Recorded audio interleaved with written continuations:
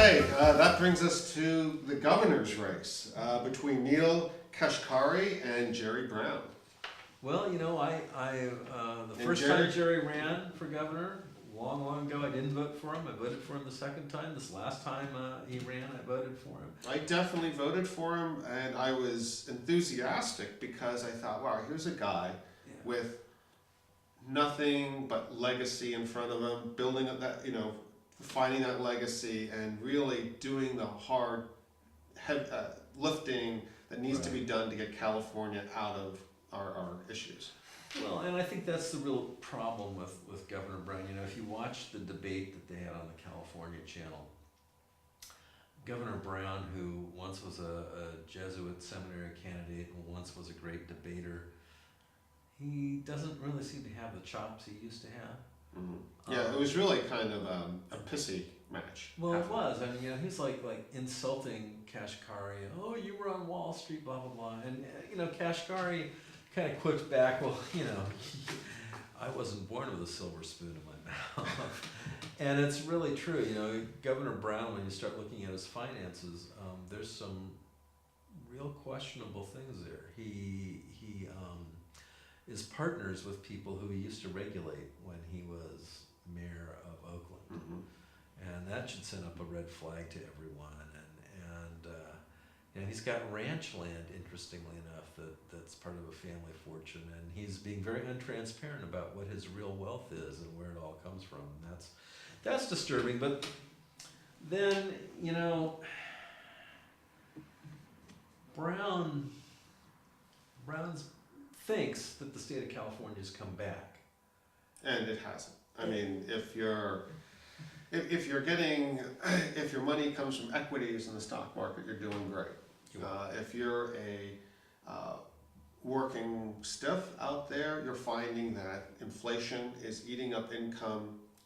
True wages have been stagnant, if not going down. Well, dear God, if you're renting a place, like in the last 3 years, rent's gone up like 40%. I just got a call from a friend of mine 3 days ago saying he could no longer afford to live in downtown Los Angeles. Yeah, which used to be a slum like 10 years ago, Exactly. So it's, and we are not out of as far as the state's concerned, our fiscal doldrums, and we're certainly not out of the economic doldrums.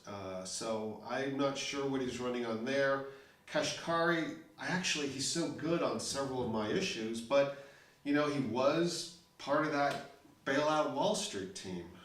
Well, but you look at Kashkari, and first of all, he understands what it is to work your way up from the top. He understands what it is to be I'm from the bottom, sorry. He understands what it is to be an outsider. In that whole Washington thing, the banks actually, people don't realize this, the banks actually wanted a lot more than what they got. And a lot of the banks were arguing that they shouldn't ever even have to repay. Mm-hmm. And Kashkari actually was the guy in that whole debacle who held the banks' feet to the fire to have some kind of fiscal responsibility, and he was able to do it in a way that the whole thing didn't explode. He was actually the go-between government and the evil, corrupt rat bastards in the banking industry.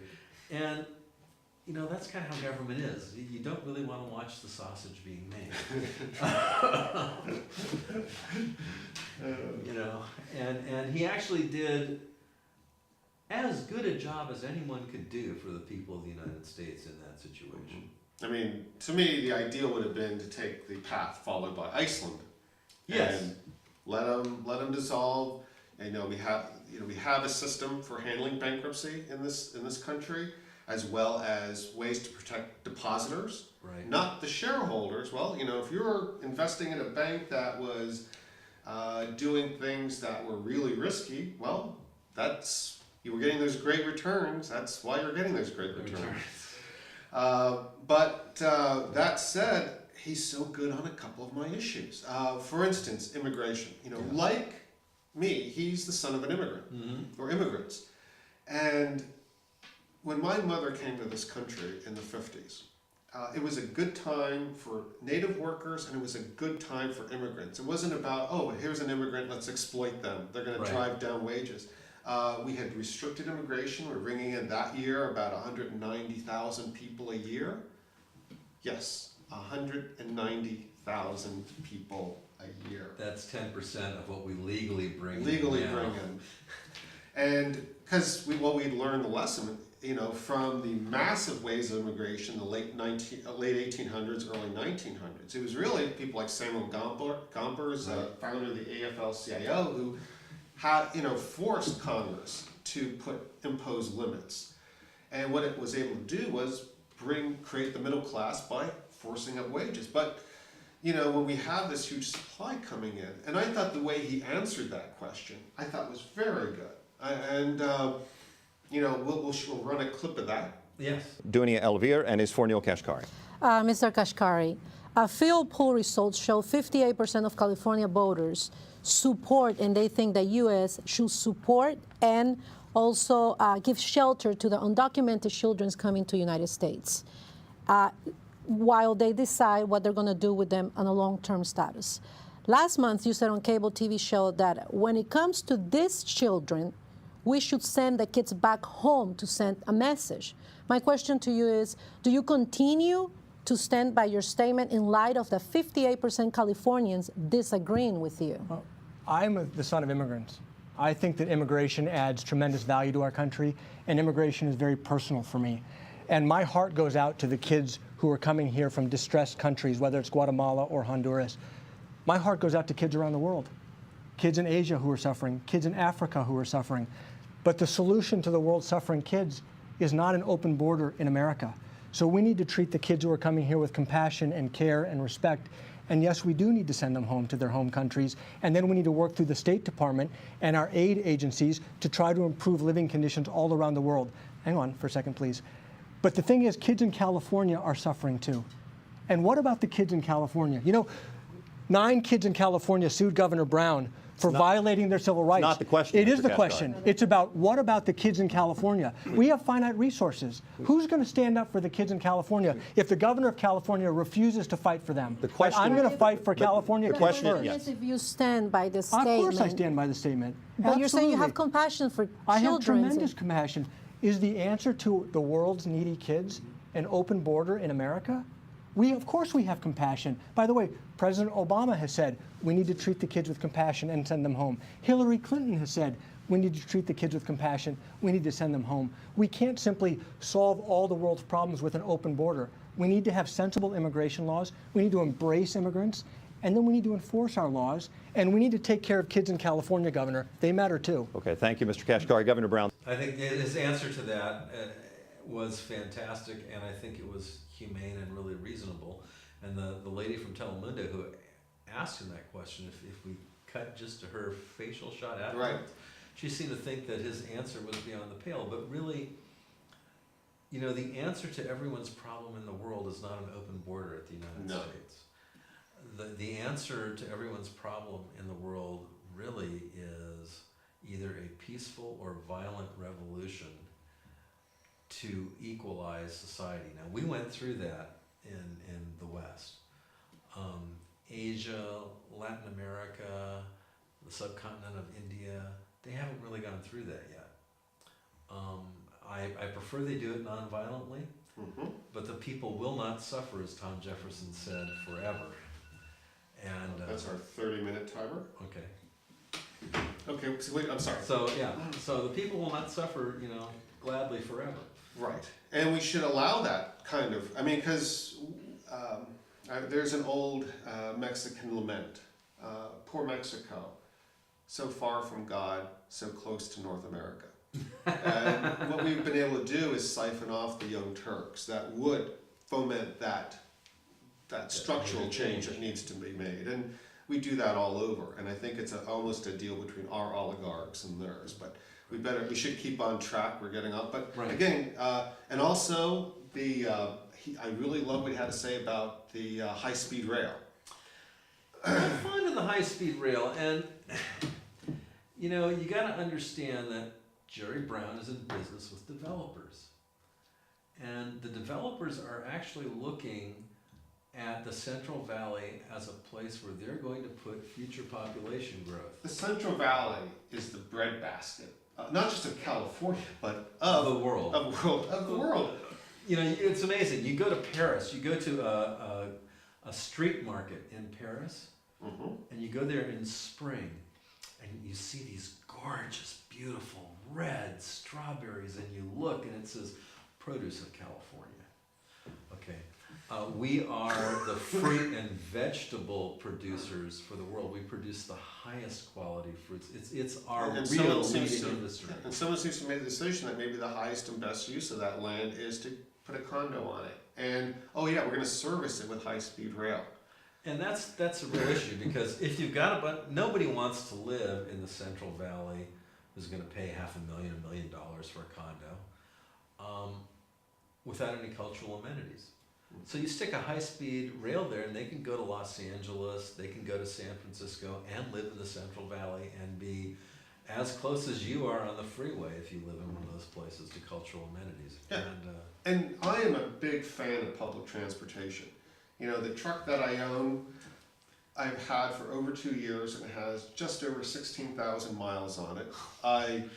And this is here in Los Angeles. I mean, I bicycle for most of my errands. I use public transportation. I'm a big fan of it. And I think before we get into this delusion of high-speed rail, we need to have effective passenger rail. We have only one rail between here and San Diego for passengers, and they share it with the freight. And if you've ever done that trip, you know that there's times when you have to pull off and allow the freight trains to go by. Why not? Why aren't we investing in that? So we can at least come up, you know, on par with the Bulgarians when it comes to public transportation. well, good God, why aren't we investing in interurbans?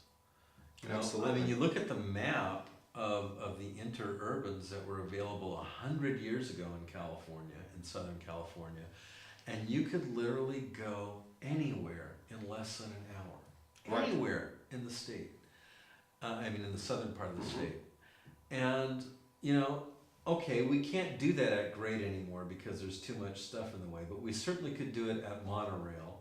Right. And it would be, we could fund an entire system like that for the Southland that would get lots of people out of their cars, reduce the gridlock extremely, and we could do it for less money than the $74 billion that they want for the high-speed rail. Because in the debate, Governor Brown is talking about, oh, we'll have $8 billion allocated, but it's a $75 billion project. It's madness at this point for me. And he's counting on getting 34 billion from the feds, and the feds have already told him, you're not getting the money. So crazy. You know, in light of that, where do you stand on the governor's race? Well, you know, I really want to support Jerry Brown. I really wish he had done a good job. I know he's probably not going to win, but I'm going to vote for Kashkari anyway because I think he's the better candidate. You know, my sentiments mirror yours. I'm going for, you know, again, I want to see Governor Brown do well in that office. I really want to see him make the hard choices that need to be made for California. And I'm not seeing that. And frankly, Neil Kashkari impressed me in that debate. Yeah. So my vote is for Neil Kashkari for governor.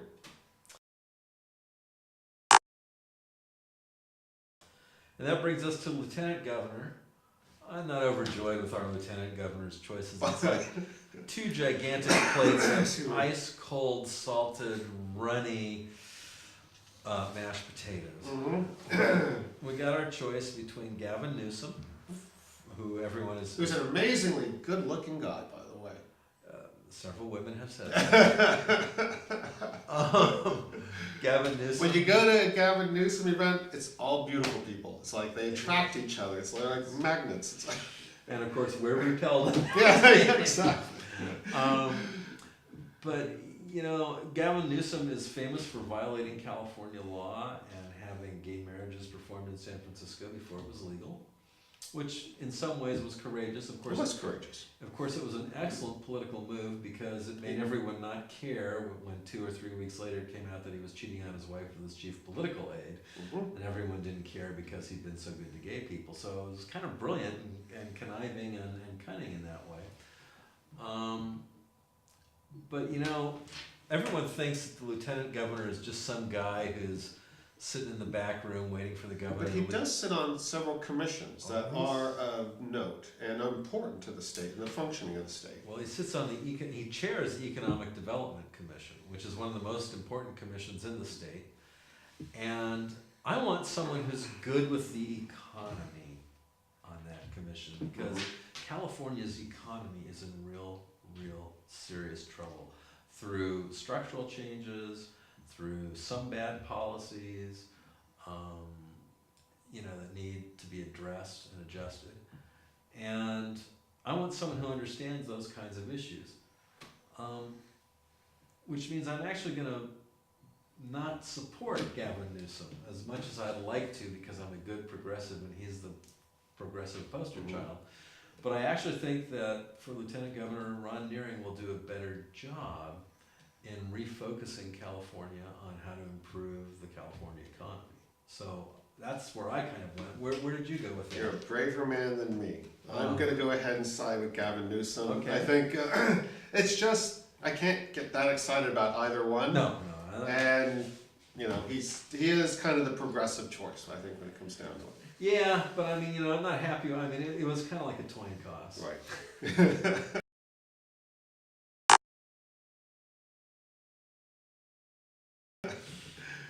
Okay, sex state.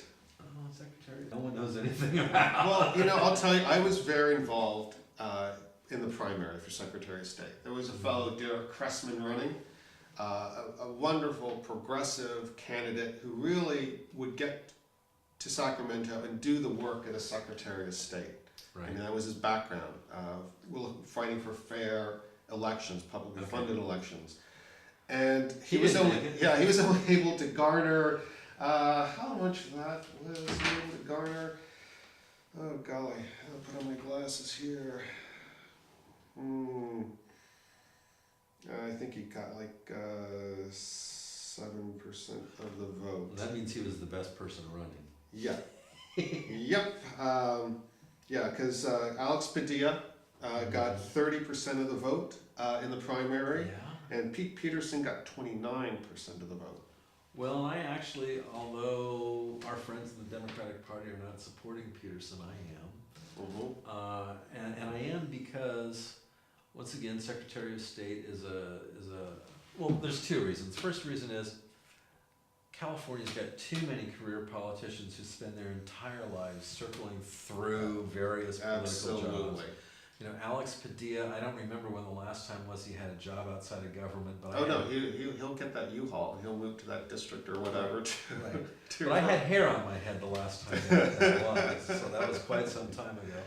And I'd like someone in the Secretary of State position who also understands that the California economy is in bad condition. Mr. Peterson has been a consultant for local California governments for about 15 years. And he's actually consulted with them on how they can outreach to citizens, something that local governments and state government do very poorly at this point. And also how they could save money in the budget process, cut costs without cutting employees, that kind of thing. And I just think that's the kind of thing the state of California needs. So you are going for Pete Peterson for Secretary of State? I am. Who did you go for? Did you go Pete for Peterson, Secretary of State. Okay. Only because I'm, again, these politicians who look to better themselves, because I'd like to see someone who would be Secretary of State until they're termed out and focus only on being Secretary of State. And then never run for anything again. Exactly. Kind of, that live under the laws that you helped create kind of thing. Yeah.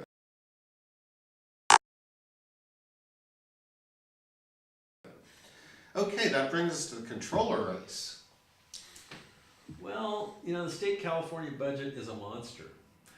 California is the sixth, well, no, depending on who, it's somewhere between the sixth and ninth largest economy in the world. It has a budget that's larger than Germany's. Yeah. Okay, which is amazing when you consider we don't have any social welfare really in this state. We don't have a National Guard, but we're not funding a military either.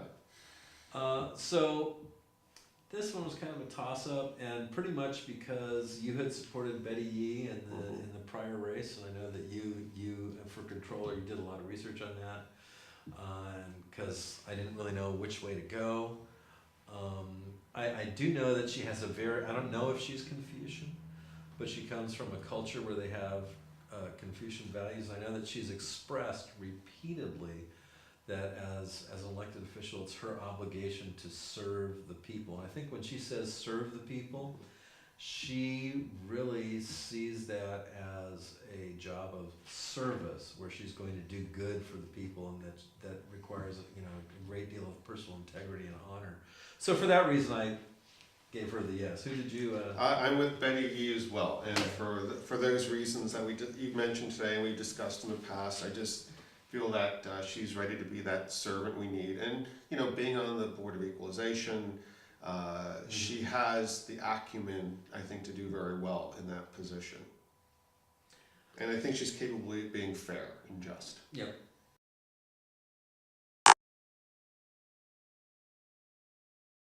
Okay, that brings us to the treasurer race. I don't think there's any competition here. No, I mean, I recommend John Chang. He's been doing a good job for the last 4 years. He's stood up against the governor and the legislature when they tried to get him to do illegal stuff. He said, oh no, California law doesn't allow me to do that. So that's the kind of person I want to see in office, and I'm going to vote to re-elect until he gets turned out. Yeah, and he's the kind of guy that you want to see be able to implement his visions, because I know when he first got in the job of controller, I bumped into him about a year later, and he just looked so beat up because it was all about putting out fires, Right. And he never really got that chance and as a treasurer, you can do those more strategic things when it comes to the state's finances. So I'm eager to see him in that position. Good.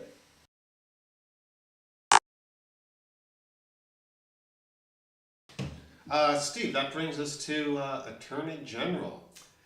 We've got two choices. We got Kamala Harris, the incumbent, and Ron Gold. What's your pick? Well, my pick's really controversial. Pray tell. Well, everyone likes Kamala Harris. And she's easy. She's very likable. She's likable to talk to.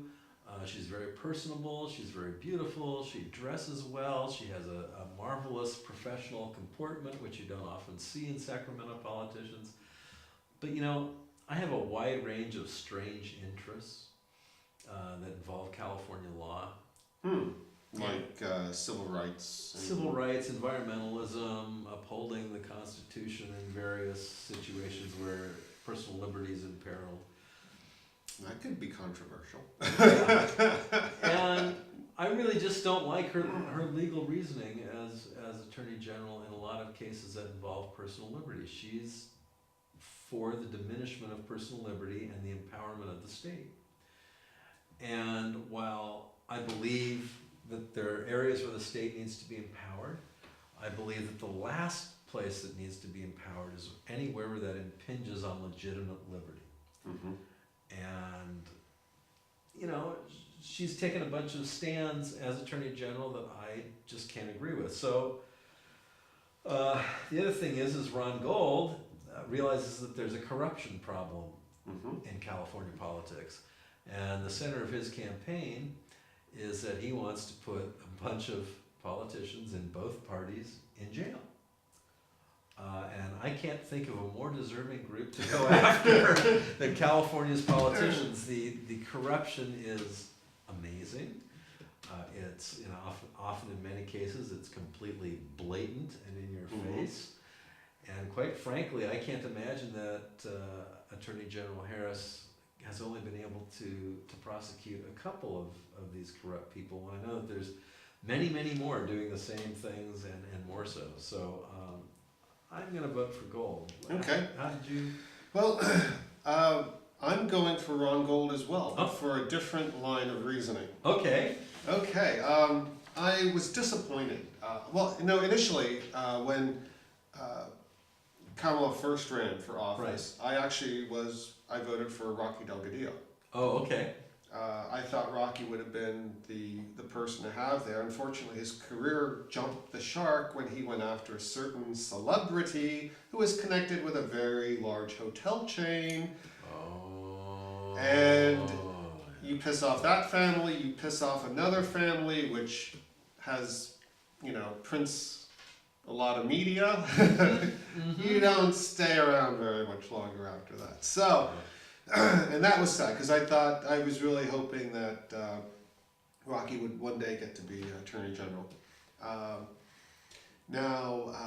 The other issue I have with our Attorney General is there was an opportunity during the crisis, to really stand up to the banks and make them accountable for the fraud that they had perpetrated over the past several years. And at the end of the day, she knuckled under and joined a bunch of other state attorney generals and copped a deal with them. And to me, that was the one big litmus test for her, for me, was that issue. And she didn't rise to the occasion. She knew very wealthy, very powerful people were blatantly disobeying the law, same as my issue with her about politicians. And basically she gave them a free pass. And I am sure that if you're a little person who's gotten caught up in her web, that you don't get a free pass.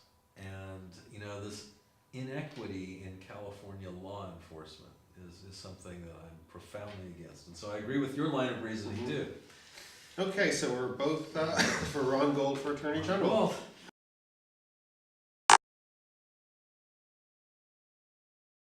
Okay. Insurance Commissioner Dave Jones. I'm sorry, we have a couple of folks for Insurance Commissioner. We have Dave Jones and Ted Gaines. Yeah. I went with Dave Jones. He's the incumbent. He's done a good job of protecting consumers from the insurance industry from unreasonable rate increases that they've tried very hard to get. And in 4 years, he's made 2,400 arrests for fraud. That's the one statistic I love. That's what I want to see. I want to see these guys actively out there. Right. I don't want to, look at the President of the United States. Here we are after he took over from George Bush. Not one banker has gone to jail. 800 bankers went to jail after the savings and loan crisis. Under Reagan. Under Reagan, right. And it was Bush Sr. that put him in jail. Right. But, I like to see that kind of effort. Yep. And so I'm for Dave Jones. Here we go.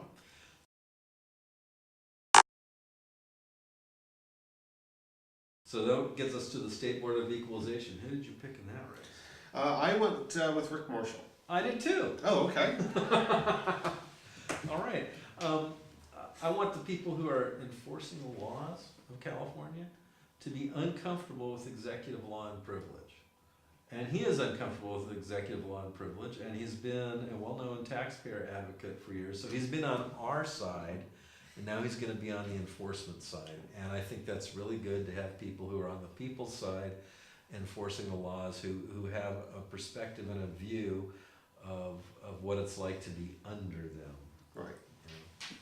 And he comes off as someone who would be reasonable and fair. Yeah. I think that's important for a position like that.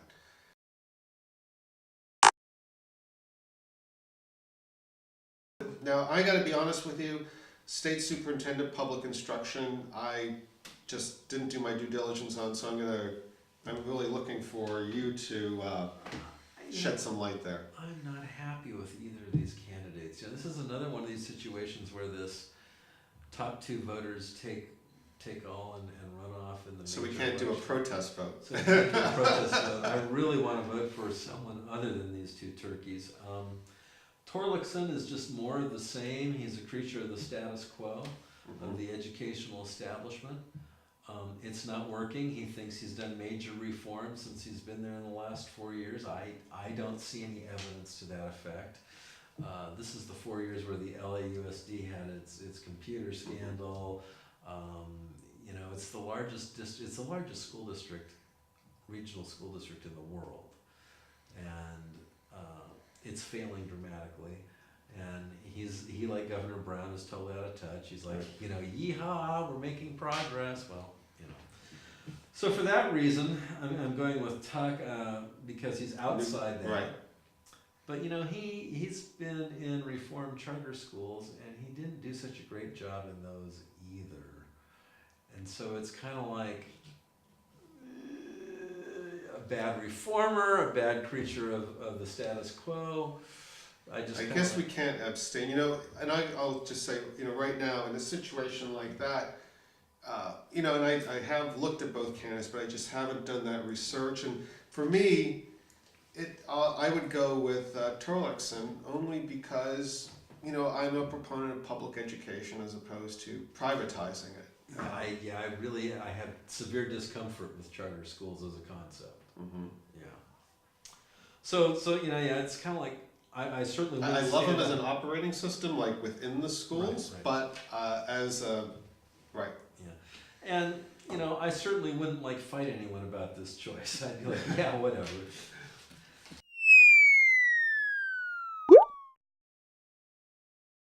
Okay, California Supreme Court justices. Most people don't understand how this Love works. your reasoning here, by the way. Okay, the way this really works is the governor appoints a Supreme Court justice. And then every so many years, the people get the right to say, yeah, they're confirmed, let them stay in office.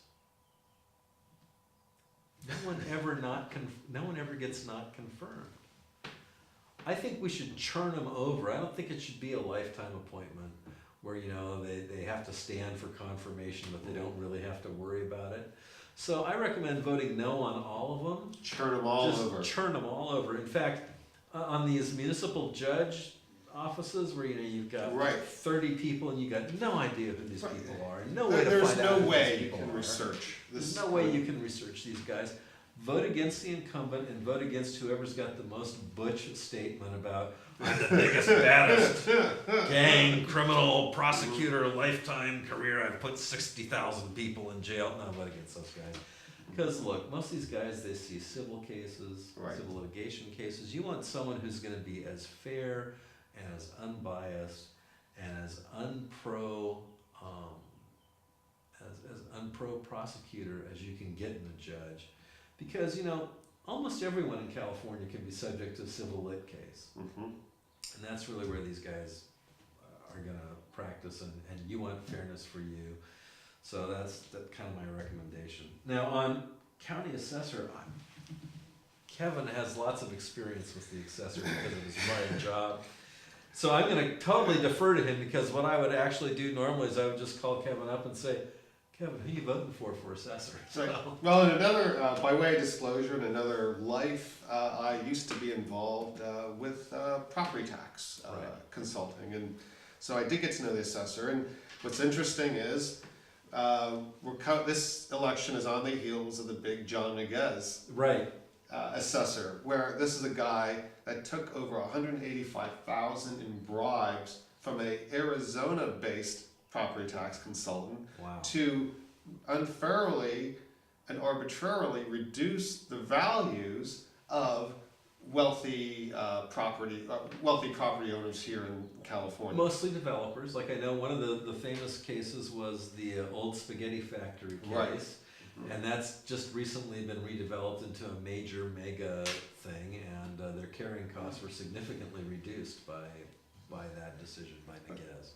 I think when you look at a race, I mean, the salary is $192,000. Not a lot of money. Not a lot of money. But when you think of this, it's a county-wide race. So if you were going to do just one mailer to prospective voters, I mean, you have to raise hundreds of thousands of dollars in funds just to run and to do a few mailers. Like many of these down ballot races are. Right. This is a very expensive county to run in, and that's where I'm such a proponent of publicly funded campaigns. Right. These guys shouldn't be out there whoring themselves, Which is what they have to which is do. what they're doing. But all that said, you know, my choice there is a fellow by the name of Jeffrey Prom. Prom? Yeah, he Okay. does have experience. Okay. He has been. He's got experience as both a town councilman and he has experience in assessing values. LA City Council, he was in LA City Council? Hollywood. Hollywood, okay. Mhm. Town Council, okay. Right. And then he's been assessing for the assessor's office for several years? He was involved in it, yes, absolutely. Okay. So he has the experience, and he's not tainted, so that's a big deal. That is a big deal. And so I'm going to go with Jeffrey Prong. Okay.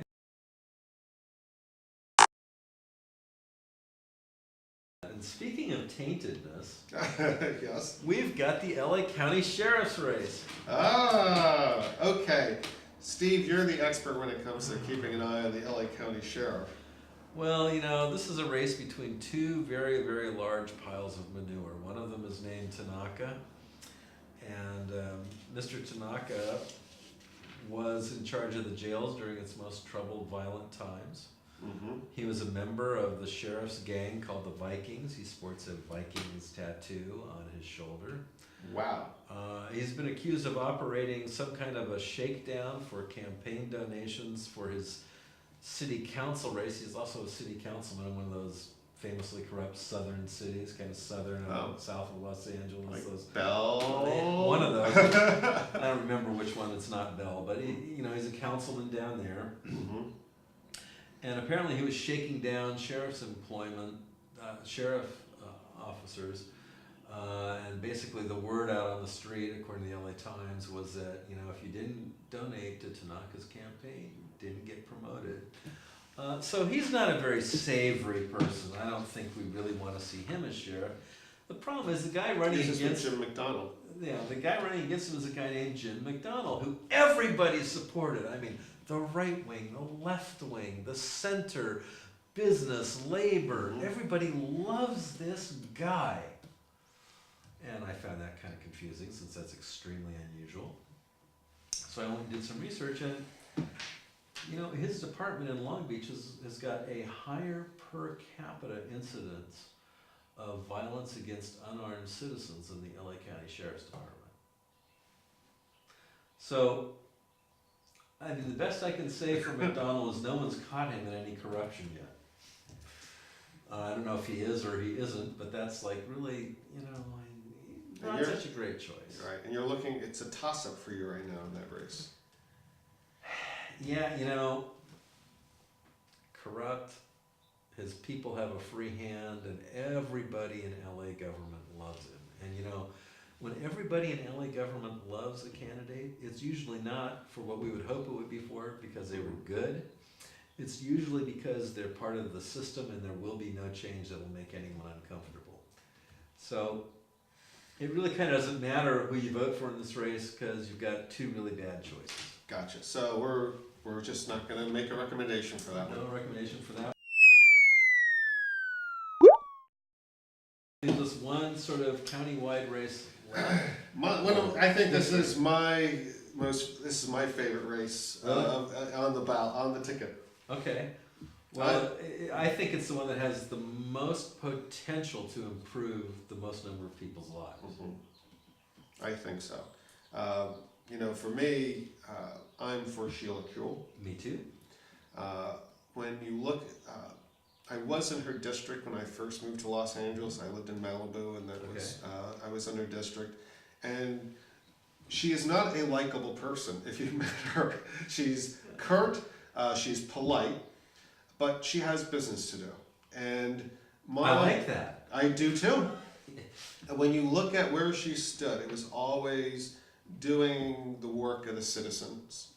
And I think she has a reputation as someone who can get in, get things done. There's not a lot of drama there. I feel very comfortable supporting Sheila Kuehl.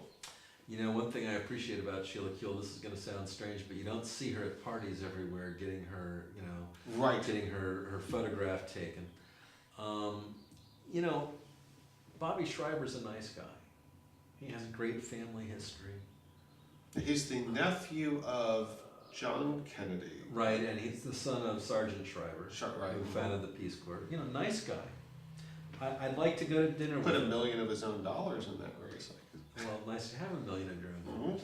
Mm-hmm. I'd like to go to dinner with him. I'd like to drink a beer with him if he drinks beer. I don't want him to represent me because he's too nice a guy. Sheila Kuehl, my wife's a nurse, like I disclosed, and for 30 years, nurses were going as a group to state assemblymen and state senators and saying, they're making us take more and more and more patients. They're not obeying the labor laws. They're really speeding us up and cramming us down. And every assemblyman and senator they went to would go, it's really complicated. These medical issues, these staffing issues, they're really complicated. What that meant was they were getting donations from the Hospital Association. Because whenever a legislator or politician tells you something is complicated, it means I haven't gotten paid enough. Right. And what Sheila Kuehl said is, that's a life and safety issue, damn it. And she went out and she put her stirrups on and she shoved people metaphorically up against the wall in Sacramento and got them to support the safe staffing bill. So, nurses who work a 12-hour shift now have gone from having 8 to 9 patients on that shift to having 5. And, it's really good when you're a patient to have a nurse who's actually not running around so fast. Right. Has the time to do the things that are necessary to keep you alive. Yeah. And so for that reason, you can't say a bad word about Sheila Kuehl in my house because a 6-foot-tall blonde woman will beat you down. I wouldn't mess with you. No, I don't either. Sheila Kuehl's motto in governing seems to be, let's just go do it. Mm-hmm. And she's going to get things done. There are major structural changes that need to occur in the County of Los Angeles governance, and I am sure that she's going to get a lot of that done. There's going to be significant change and improvement in Los Angeles County government with just her as supervisor. So, Yeah. Then we have one more measure that's countywide. Oh, that's right. It's Measure P. It's for parks. And what this does is, in 1996, this is another one of those cases where the state came in and took all the special district funding, and your parks are sort of a semi-special district in the county, so the state came in and grabbed a bunch of money. And so in order to keep the parks open in LA County, we had to pass a bond measure, or tax measure. So in 1996 we did that, and that's been raising $52 million a year since then to keep our parks open. So that's expired. It was only for a certain number of years. So Measure P will charge you on your tax bill $23 a year for 30 years. That'll net $54 million a year. And I'm going to support that. I'm going to vote for that. I think the supervisors should have made it adjust for inflation over time. They didn't do that. But I think it's a good thing. I use my park a lot more than $23 a year, so I think that's a good deal. That's a fair deal. Yeah. I didn't have a recommendation on it, only because I just haven't had the time to research it.